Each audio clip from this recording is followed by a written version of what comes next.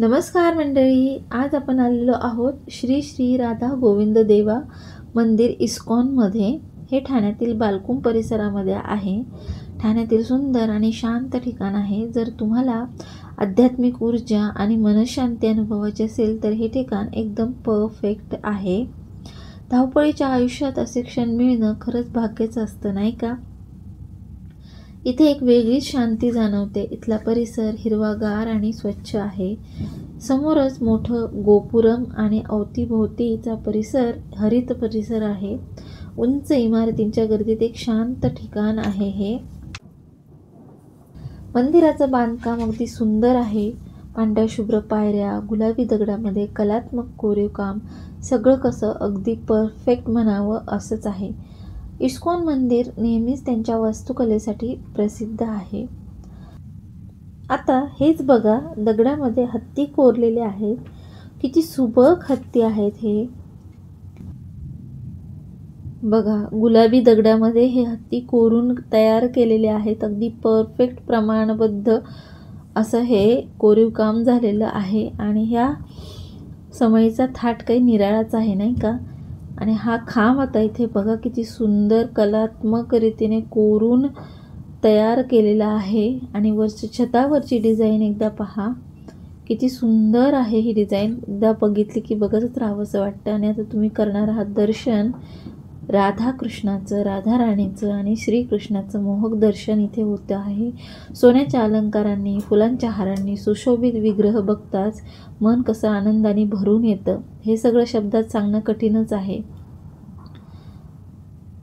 इथं आलं की खूप प्रसन्न असं वाटतं। आणि इथे बाजूला यशोदामैया आणि छोट्या कानाच्या बाललीलेचा देखावा सादर केला आहे। यशोदामैयाने कानाला उखळाला बांधलेलं आहे।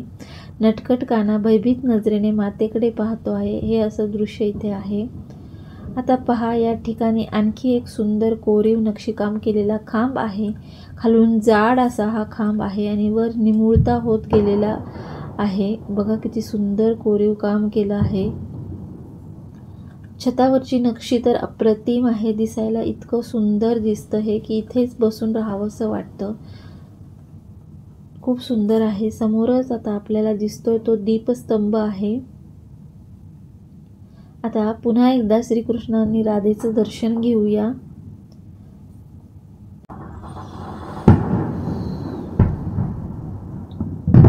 ही आहे श्रील प्रभुपादांची सजीव वाटावी अशी मूर्ती। अतिशय सजीव वाटते ही मूर्ती। आणि प्रत्येक इस्कॉन मंदिरामध्ये ही मूर्ती असते।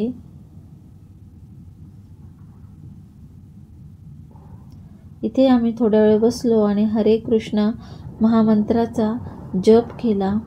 इथल्या वास्तुकलेचा, वातावरणाचा, मंत्र जपाचा भरपूर मनसोक्त आस्वाद घेतला।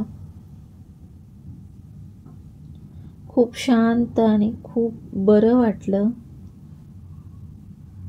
सभोवताली सहज दृष्टी फिरवली आणि इथल्या भक्तिमय वातावरणात धुंद होऊन गेलो।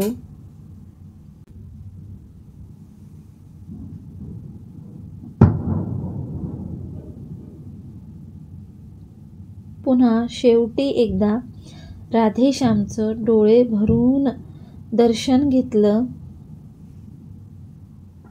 या सगळ्या स्मृती डोळ्यांमध्ये साठवल्या।